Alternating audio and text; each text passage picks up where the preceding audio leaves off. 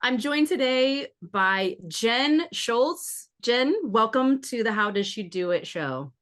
Thank you so much, Kara. I am so excited to be here on your platform.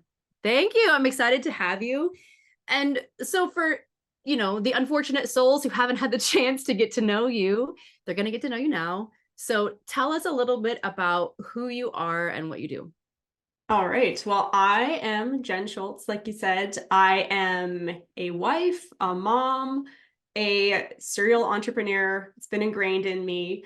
And I am a self-diagnosed former people pleaser.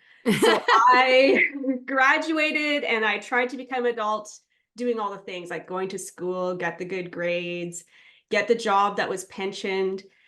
And then was it just expected to just ride it out till retirement? Mm, And that was soul crushing for me. That did not align with me. That was an expectation that I put on myself that I was supposed to do these things. So it took years of me peeling back the layers of deciding what do I want to do. So thankfully, my hubby has been on board for a lot of the things that I want to do. And we started investing in real estate when we were in our 20s. And that allowed me to go to my current job that I was disliking so much and give my notice and leave. And I actually threw myself a wow. retirement party when I was Wow. 34. Yeah. And I said, Wow. yeah, I'm like, from Whoa. this moment on, yes, I can still make money, but it's going to be on my own terms. I'm not going to be making money building somebody else's dream. I'm going to be doing it my way. So yeah, my grandpa Wow. was at the retirement party and I remember the look on his face of like amusement. I don't know if he fully believed I could do it, but it was definitely a look of amusement and kind of like, oh, you crazy granddaughter. But that was 9 years ago and I'm still just doing my own thing. And by allowing myself to peel back those layers and choose my own story and carve my own path, now I wake up because I've been able to live at home. My oldest child is 7 now, and I've been able to be a mom for 7 years doing the mom thing. But now I'm waking up every day with this. I'm like, other people, I have to show other people that they can do this too. They can Mm. lean into that essence of who they are and start breaking away those expectations that they're holding for themselves, but society has put on them, or their parents have put on them, or just what Mm. Mm-hmm. stuck to ourselves over the years that we're just accepting as fact. When to flip the lens and go, is that actually fact, or can I choose to do something different here? So now that's just, I wake up every day and I'm like, I just want to go around giving people permission slips to lean into the life that they are meant to lead. Ooh, that's a beautiful visual. Giving people permission slips to go into the life that they wish to lead. Mm-hmm. That's such a powerful place to end up, having already had a career, Mm-hmm. retiring from it, becoming a full-time investor, entrepreneur, retired, doing what you want to Right. do, a serial entrepreneur, being a wife, being a mother, truly focusing on motherhood, Mm-hmm. and then getting to the point where you're like, well, now I'm going to do something else extravagant. Yeah. And sometimes, you just get that feeling in your core that, like, for me personally, I am an introvert. I would just like to hang out at home, gardening, watching the kids run around in the backyard. That is my happy place. Going and sitting on a beach somewhere with a book, that just fuels my soul. And this feeling in me is just, I, whatever it is, the calling to go out and speak to other people on it and just make other people aware. It's just this interesting feeling of, we don't always know what our destiny is supposed to be or what we're meant to do. And sometimes you just have to trust the process of what you're being called to do, even if you don't feel like you're the right person to be doing it. Girl, that is a major theme in this show. There's a couple things you said I really want to dial in on. The Mhm. first thing that you said is you just had a feeling in your core, like you just knew you had to do this. I would Mhm. like for you to explain to us the moment that you had that feeling. And I want you to start by telling me all the details, where you were, what you saw, what you felt when you had that realization and what it was like for you. Mm. I wonder if I can Take pinpoint it. and take your time. This is the thing I forgot Yeah. to tell you. I'm going to edit this to make you look really good. So if you ever Mhm. need to just stop and pause, you can either tell me or you can just do it. I'm not going to rush you into the next segment. It's actually better if we go a little slow. So take your time. Yeah, no, all good. Um, I think it was actually one of the first times I got that feeling was before I had kids. So it was, I'm like, I want to help other people be able to make money doing their own thing. Like whatever, that's a common theme that keeps popping up as this little feeling in my core. And so I went and got certified through a lady that specializes in this, ready to like jump out of the gate with my business idea. And then 1 month later found out I was pregnant. So, and I said, you know what? The mommy button in me is preceding this core feeling of mine. So I'm just going to put pause on this because as a woman, you sometimes have to pick and choose, right? Like life is just a series of choices. So at that point in my life, I had this, it was just a little flickering in my heart at that point. Okay. A And little I'm pitter like, patter. little pitter patter, I want to do this thing. It's just a want. And then hit pause, do the mommy thing. And I had throughout that, sorry, pausing here because the emotional female side of me kicks in. Two family members' deaths. Oh, no. So if that isn't a poke in your gut to say, hey, what do you want to be doing in your life? And for me, I was doing the things I wanted to do, but it started showing up, seeing people around me not fully stepping into what they wanted to do. They were coming up with the excuses of, oh, I went to school for this career that I thought I'd love, and I actually hate it. But I took the schooling, so therefore I have to stick it out. Mm.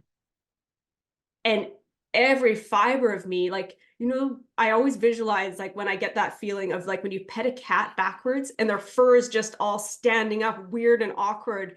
Like that is the internal feeling I get when I'm hearing somebody who's like, oh, my life is not fun right now because I'm choosing to go down this path because of this excuse I have. It feels I'm like like, the only option, and they are stuck in that belief, but you have this yes, perspective from being pregnant, from being a mom, from losing people that are important to you, from yes, retiring at 34, that yeah. is just not true. Exactly. So I keep getting these moments, and every time I'm getting these moments, I find myself, my voice getting stronger. And I'm like, no, you could.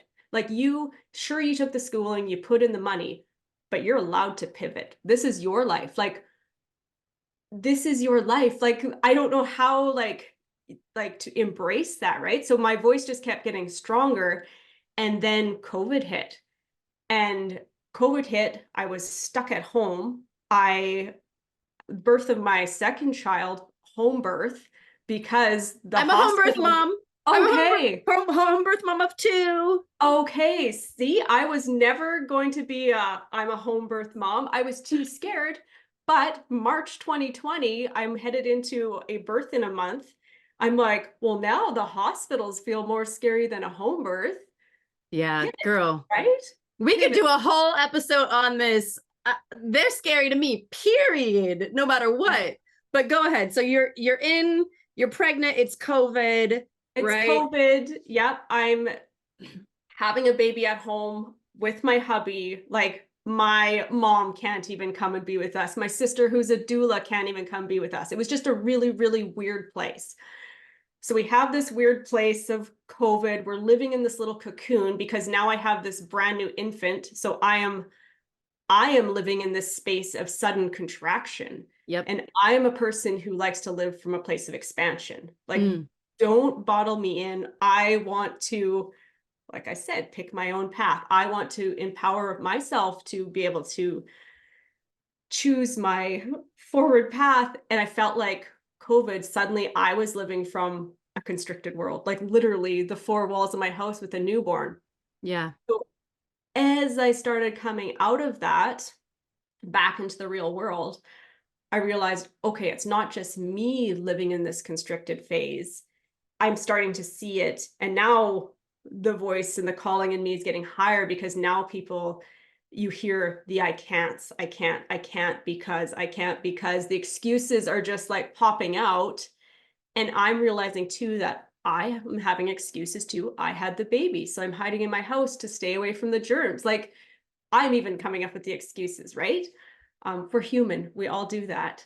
And it was the tail end, not the tail end of COVID because it's still here, but of being back into the real world and like conversing with people and seeing it where that switch just flicked all the way up. Like I would pick up my little guy from kindergarten and hear all this and see the other moms and hear their contracted spaces they were coming from. And I'm like, okay, my voice, I have to start doing something to help people step Okay. into their own life. I love this journey that you're taking us on because you're really showing us how your voice started as a whisper. It was a feeling Mhm, and a whisper. And then you made the choice to focus on motherhood. I'm guessing this was you were a first time mom mhm, when you got the certification and then decided to focus on becoming a mom, which for yeah, every first time mom or every person that's about to be a mom for the first time, it's its own experience that is extremely transformative. So much respect. mhm, But you go through that journey, the voice gets louder and even louder. And then as it starts to become like a very empowered voice for you, the whole world shuts down for pandemic. You have another baby. Now mhm, you're in your own four walls and you're hearing the excuses from yourself about what you can't do. And you're mhm, so attuned to the voice that as you move outside of that world, you start to hear it everywhere. I can't do this. I can't do that. You're just hearing these voices all over the place. And I'm curious to know in the moment of this happening, so you're in the pickup line at school, you're mhm. hearing it happen. What do you do? I find myself, my little introverted self, who's usually like, "Oh, hi, how are you?" Talking about the weather, talking about the kids, feeling like, "Okay, right here, right now, I need to empower this woman to know that she has it in her to change course if she wants to. She has it in her to, like, just go all in on the things that she wants to do. Like, if you want to be there to pick up your kids after school and you don't want a daycare picking them up or you don't want a different situation, you can find a way. It might not be easy, it might not be the path you want, but if that is suddenly your top priority, you can move things to make that happen. Even if Mm-hmm. you feel like right now I can't. So I found myself, I just felt like this voice coming out of me and I'm like, I just need to empower this woman right now. Like, you Can see the you word. can you give us an example of this? Because I love what you're saying, and I'm following the visual with you. But can you just give us like the last time this happened, replay that conversation in as much detail as you can? Yeah, oh,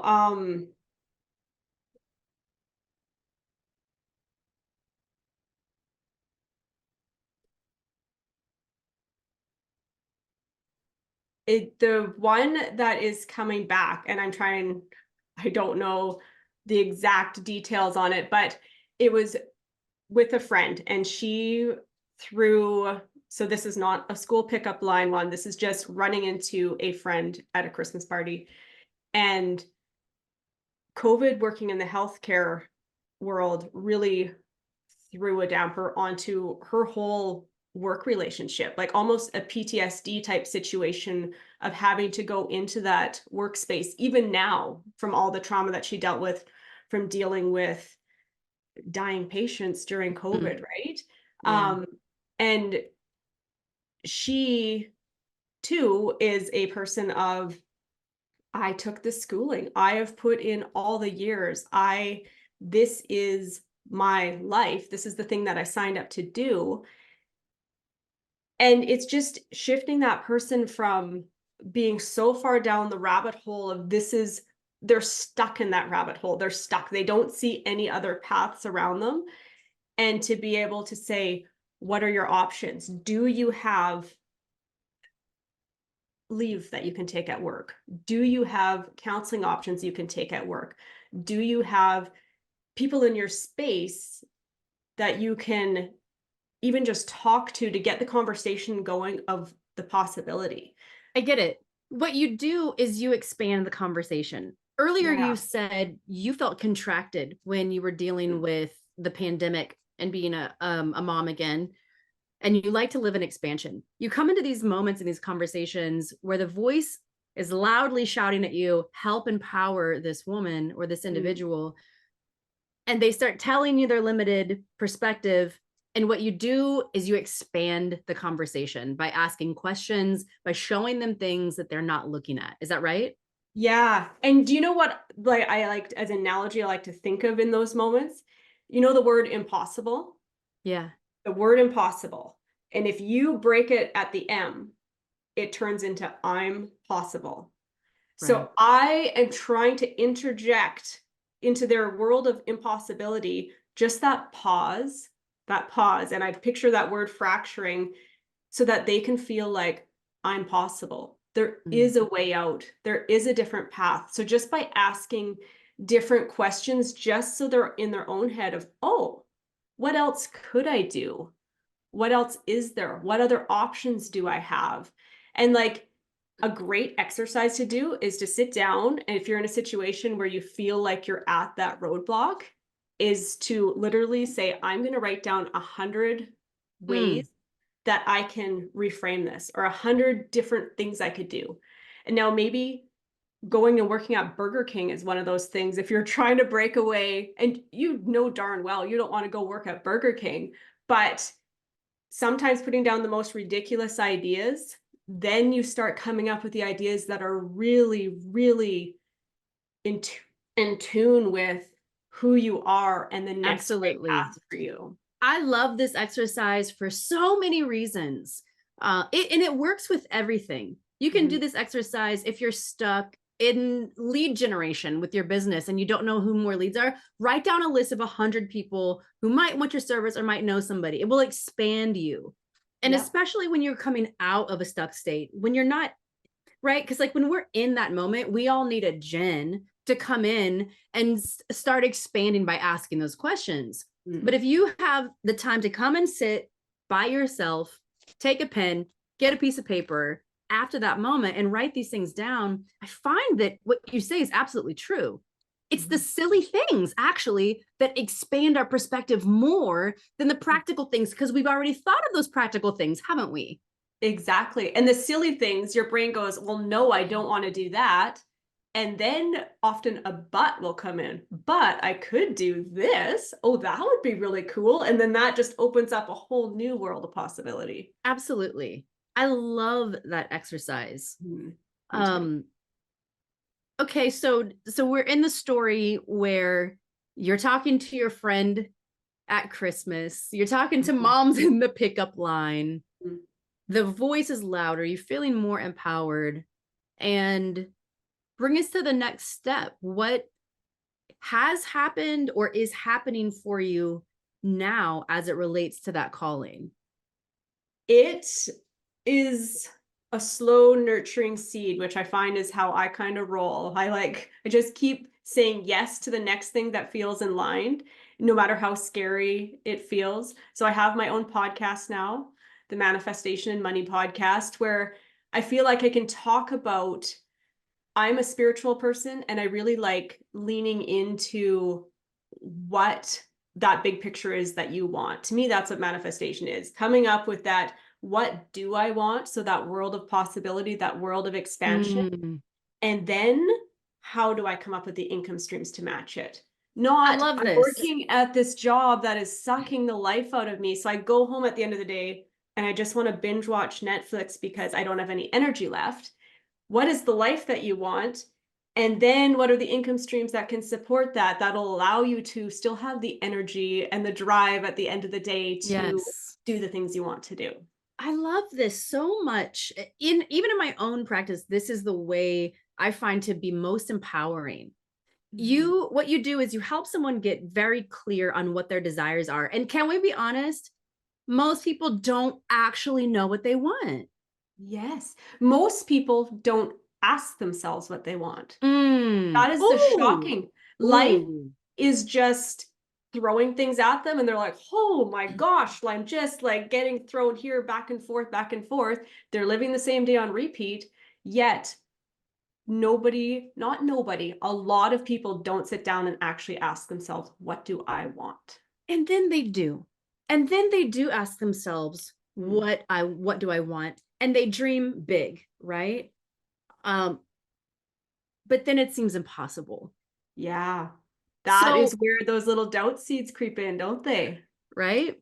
Mhm. So what do you do next, right? So for the person that's listening that's like very clear that they have a big calling.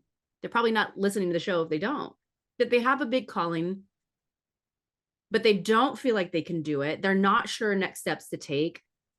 Coming from you, like not even Jen, the professional, but I'm talking about the wife, the mom, the Mhm. former career woman turned into retired at 34 through real estate investing and serial entrepreneur that's now come to the point of listening to your own calling. What do you say to the person that says, I don't know how to do it?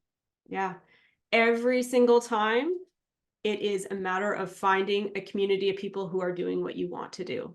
Now, in today's world, that could even be a virtual community of just other people that you can join the group, see what other people are doing, join in the conversation, ask the questions of people that are a few steps ahead of you to just see, oh, okay, yes, these are my next steps. I'm on the right path, or oh, I didn't think of this thing. Maybe I'll try that.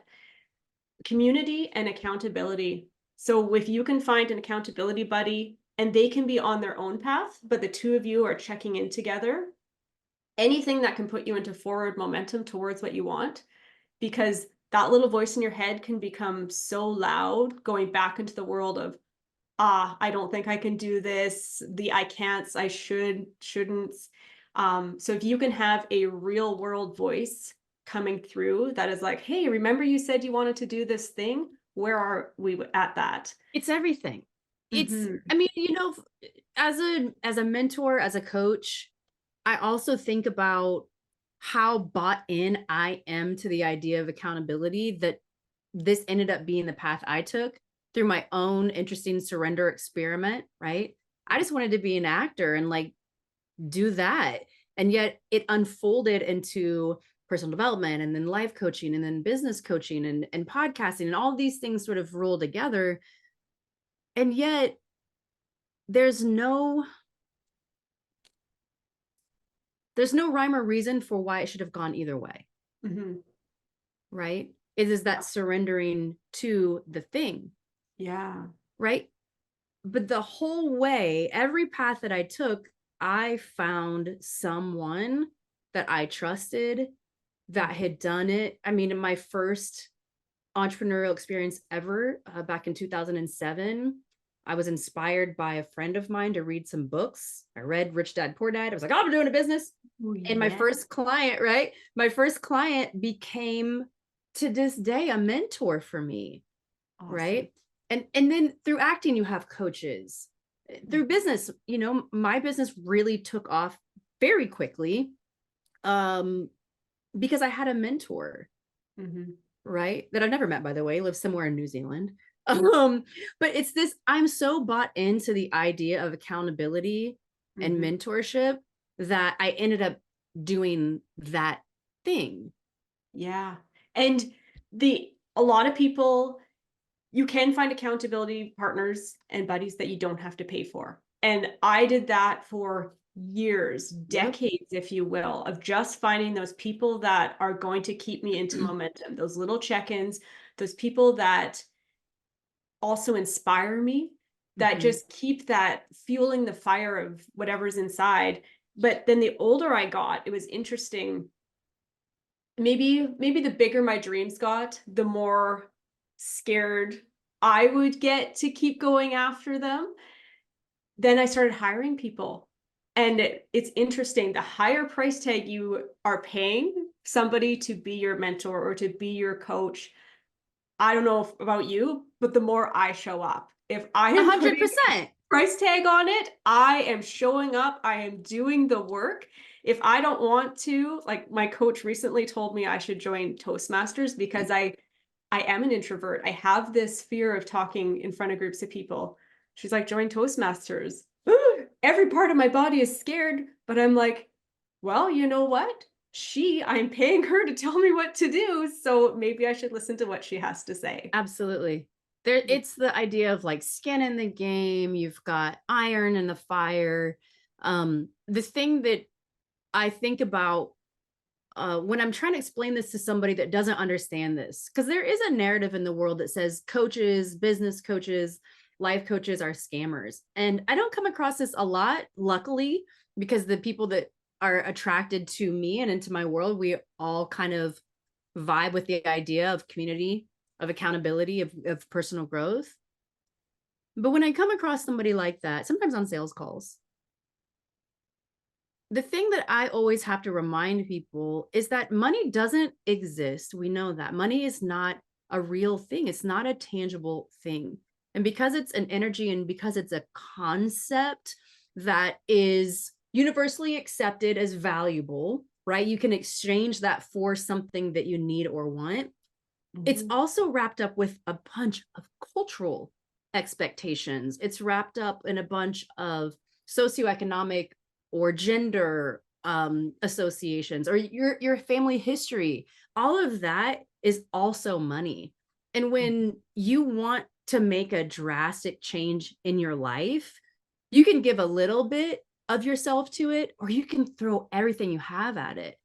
And for whatever reason, this time and place in history, money is the way that we show up, mhm.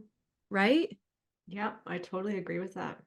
So it's not that we're giving, and this is what I always tell people when I teach sales to people, it's not that people are giving you money.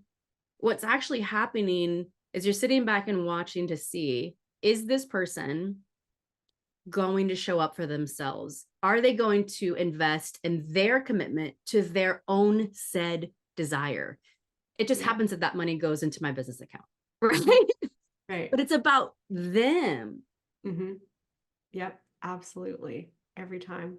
Have you ever had an experience on your journey of not charging, of working with people professionally, but pro bono? And what was that Mhm. like? Yeah.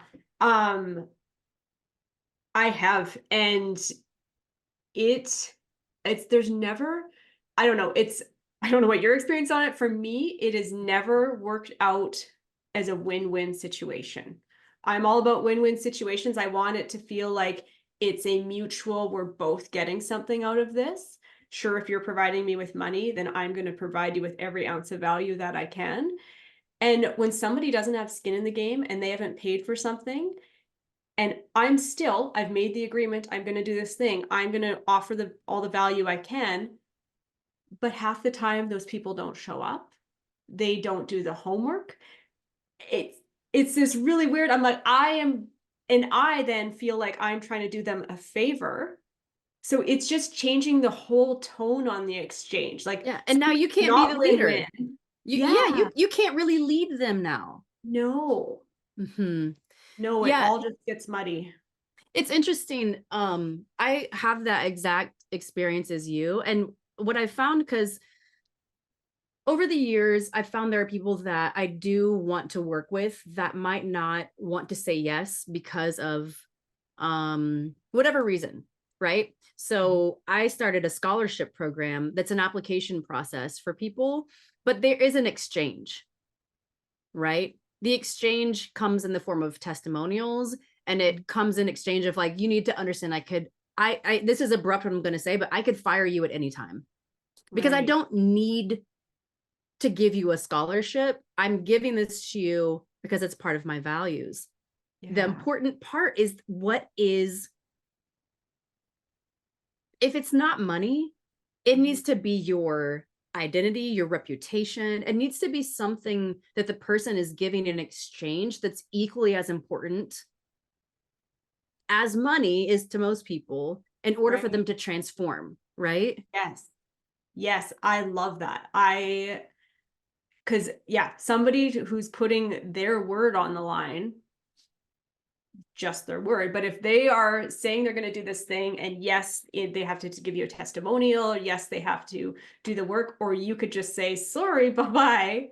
Right. I love that. That feels like it would hold people accountable because if they don't have something on the line, oftentimes that's not enough to keep the person doing the thing that even though Yeah. they said they're the ones that wanted to do it, it's not enough Yeah. to keep them And engaged. and personally too. I mean, just thinking back to my Mhm. own journey, I'm a disciplined person. I'm high achieving, I'm driven. I like to get things done. That is my type A sort of whatever language you want to use to describe it.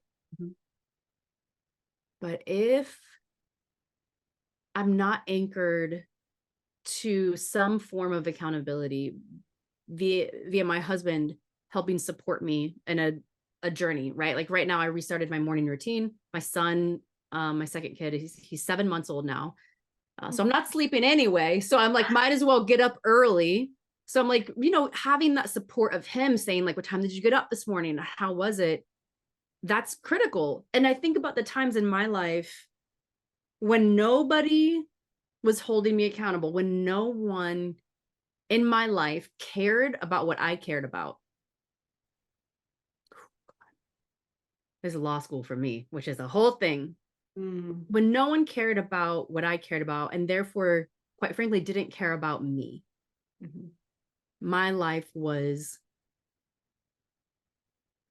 the hardest, the most depressed I've ever been, the darkest that I've ever been. It's the power of accountability. Mhm.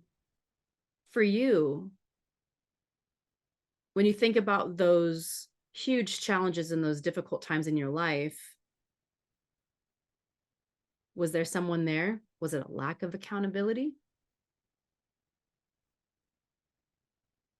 Yeah, those I feel like the one thing that stands out to me where I kind of felt like let down or like not supported was at that job that I had that I didn't really like anyways. And I had a boss. And I felt like I showed up, I did the job, I did the work, and then I remember it was bonus time. So I get pulled into his office for bonus time. And he was like, you know what? Like, you lack. I can remember the words exactly because it just hit me in some spot. He's like, you lack motivation and drive.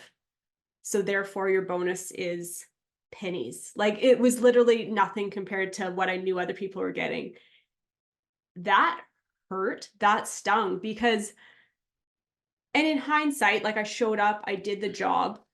I lacked motivation and drive through his lens of the job I was doing. He wanted me to show up early. He wanted me to do extra tasks. And to me, I was already checking out of that job world. So I wasn't doing the extra things. But after hours, I was at home. I was reading Rich Dad, Poor Dad. I was learning about real estate. I was learning about business. My peers were watching all the latest reality shows, and that's all they were talking about at work the next day. And on my lunch break, I was creating jewelry for my Etsy store.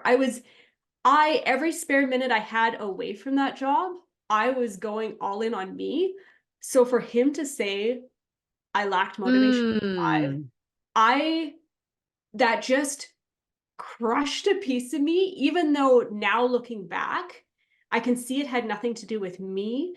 It had everything to do with his lens of me in the role that he wanted me to play in his life, which was doing a job, building somebody else's Yeah. dream. But to hear those words directed at me for years. And I still, when I say that, I can still feel a piece of me just like, oh, like I just turtle inside a little bit.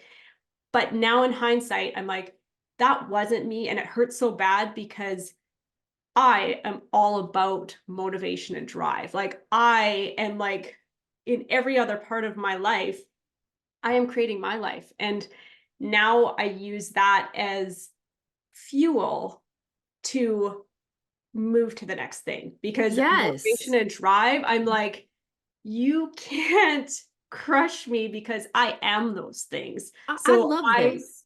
yeah, like by getting hurt so bad in that moment, and it honestly, I feel like I was in a mentally a dark place from that for a little while, but that was a little seed of propelling me to be like, I am motivated, I am driven, I have to prove the world how. And I just use that spiraling forward. So it was Fascinating. that was, I wouldn't necessarily say a rock bottom, but a definite pivotal moment for me. I love that you shared this story because the quality of the energy necessary to propel people to change their lives, Mhm. it's the quality of it. It's the intensity of it.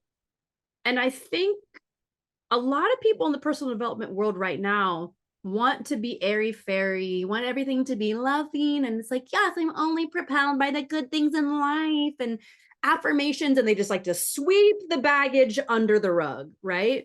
Mhm. But that's not reality. And listen, like I'm trained in NLP. I come from this background of like personal empowerment, but at a certain point, sometimes you need someone to put their foot in your backside. Mhm.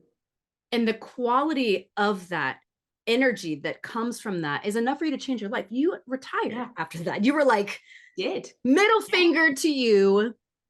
I'm Yep. going to show you who I actually am. And it also says something about identity. Hmm. Because it's like, so I love to talk about imposter syndrome with people because a lot of people, first of all, that's how we talk about it. It's not the actual meaning of imposter syndrome from like a diagnostic standpoint. However, people say imposter syndrome to mean I do feel like I don't deserve this success or whatever it is, right? But imposter syndrome, I think, is the same thing that happened when your boss said that to you. He said you lack motivation and drive. And you were like so crushed that he would say that because you knew that was the furthest thing from the truth. You were actually super driven and super motivated for your purpose and the things that mattered to you, not the stupid job. And Hmm. so it was that same energy that sometimes people call imposter syndrome that says, this isn't who I'm supposed to be. I'm supposed to be better than this. I'm supposed to do more than this. That Hmm. actually, when you turn it on, you can Yeah. do the impossible things, right? Totally. Yep. And you become unstoppable. If you're leaning into that, leaning into those little things that fuel you, whatever ignites that flame. And sometimes, like you said, it's a kick in the butt. Sometimes it's an inspiration from somewhere else. Both of those things can Mm. lean in to fuel your flame to just propel you into the direction that you want to go. Yes. And I love that you said it's both because I agree. Mhm. I think the best quality energy that you can have to put you into momentum, or what I like to call rocket fuel, it is a Mhm. little bit of a swift kick in the butt and Yep. somebody calling you out on an identity that you don't believe is you. Mhm. Yeah. Oh, we froze for a moment. Are you still there, Kara?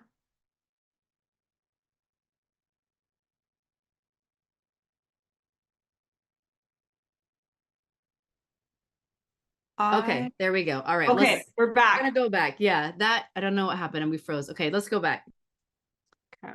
All right, so I love that you said that it's both of those things together because I think the best quality energy to create that momentum and that rocket fuel is a swift kick in the butt combined with some positive inspirational or motivational energy that is also pulling you and compelling you to something. When you have them combined, right? It's like, kaboom. Yep, absolutely. Yeah. And so, all right, how are we doing? Are I we can see good? you. Yeah, I can Okay. see you again. Okay. Can you hear me? Yeah, I can hear you. Okay. Okay, good. So we talked about the kaboom. We talked about your moment and how that really colored what you Mhm. went on to do, all these great things. I want to give you a platform. I'm going to give you a stage. I think oftentimes as women, we don't speak about the things we have accomplished simply. We don't say them confidently, or we just don't even talk about them at all. If you're like me, you tend to be shy and let somebody else do the introducing. But I want to offer you a stage for a moment to tell us what you, Jen Schulz, have accomplished, what you're proud of, without disclaimer and without shame. So if you would like the stage, madam, the stage is now yours. Wow. First off, I have to say, you saying that definitely makes a part of me want to step back and turtle, because I don't think as women we're giving that opportunity enough. I feel like the male voice out there is always louder than our voice. Yep. So, yeah, so to be able to stand up and say, I I am Jen. I am a mom, I am a wife, I am an entrepreneur, but I have also broken the status quo. And Kara, I feel totally emotional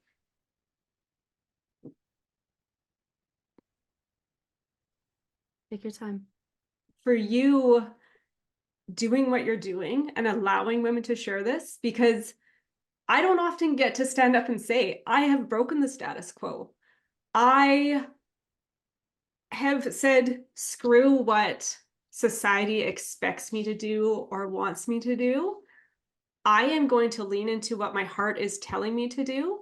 I am going to invest in real estate in my 20s. I had to talk my husband into doing it. And thankfully, he is a yes, Jen guy. And whatever I bring to him, he's like, give me a moment to think about it, and always comes back and says yes. But I was able to build up a 7-figure net worth before I turned 40. I am able to be at home to be able to pick my kids up from school. I am able to we bought a lake property. I am able to pop out for date days with my husband at the lake during the week just because I feel like I am living the life that I absolutely love, and I'm having the opportunity to be able to inspire other women to be able to step into the life that they truly love too. And to be surrounded in communities like this where I'm hearing women support other women and make the female voice become stronger, that just fuels a huge part of my heart. So I just want to say thank you so much, Kara, for giving women the opportunity to have this platform to share their voice on. It's truly my pleasure. Mm-hmm. And thank you for sharing. Thank you for being vulnerable and being honest. Mm-hmm. But what a weird thing that as a female, how much emotion that triggered to authentically be able to say, hey, I've done this, and how physically uncomfortable my body felt being able to share that. Because I It's feel like fascinating. we hide, and sure, we do all the mom things, we change the diapers, we do all the things that we're expected to do, but we can also do all of these amazing kick butt things that we don't always stand up and say, heck, I can do this too, right? Or I did that thing. And it's even in like a couple things. Is it okay with you if I point out some awesome things that you shared that I want to highlight? Mm-hmm. So one, because I had this experience, you birthed at home. Mm-hmm. Yeah. Um, And that wasn't your first choice, but you did it anyway, in fierce protection of your unborn child and of you. You birthed it home. Okay. High five for that. Boom. Yeah. You left a career. High five for that. Yeah, absolutely. You are married. Mm-hmm. High five for that. Yep. You threw yourself a retirement party at 34. Then you invested in real estate in your 20s. Mm-hmm. You said, I built a 7-figure net worth for myself before I was 40. Mm-hmm. The way you said that even minimalizes what you're saying. Mm-hmm. This woman just told y'all she's a millionaire. That's what you're saying in a polite and like, I have a net worth of $1 million plus. Right. And I'm not even prodding. I didn't get your stats for your application about what your net worth actually is. However, we don't know what that is. That could mean any number of things. Right. Yeah. It's nice to, like, now that my body is calm from being able to share pieces of me, I feel a bit more empowered. You know, like every time we do something that makes us feel uncomfortable, it's interesting how I think we sit a bit taller, stand a bit Yes. stronger. Like maybe the voice becomes a little bit Some louder. Kelly Clarkson. Yeah. Cue the Kelly Clarkson right now. Yeah, right? Yeah. Oh, Jen, thank you so much for sharing. And before we go, I do have one final question for you, which is the call of the show. You live this huge life. You've accomplished so much. How do you do it? I would say having an unwavering faith and drive that I know what I want. The path may not be clear of how I'm going to get there, but I know what I want. And to find that supportive team of people to be around you, whether it's the people in your own household, the people in your peer circle, the people in your virtual world. Find the people that are going to support you and just have an unwavering faith in the direction that you want to go, and put in the work and you can do whatever you want. I honestly feel with that trifecta, you can do whatever you want. Amazing. I agree. Mhm. Thank you for sharing that. Yeah. All right. And last, if people want to find you, they want to connect with you, how can they find you? They can find me on Instagram at Money and Manifestation Podcast, or on my website at www.fourleaflifestyle.com. Awesome. Jen, thank you so much for sharing today. Mm-hmm. Thank you so much for having me on your platform, Kara, and keep doing what you're doing. Thank you.